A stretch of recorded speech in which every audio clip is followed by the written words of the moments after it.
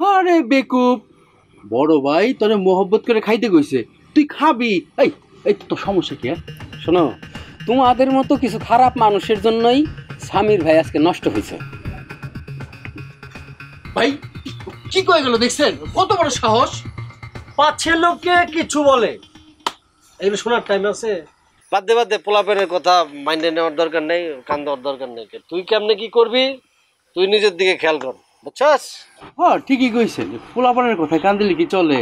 আরে এর জন্যই তো আমি আপনার সাথে একবারে জোকের মতো লাইগে রয়েছি এই ছোটবেলা থেকে। গাইয়া থাক, কাজে দিব। হ্যাঁ এটা অবশ্য ঠিক কইছেন। চাচা খান তো, যা ইচ্ছা খান, দোকান লুট করে ফেলান, টাকা দিব আমি।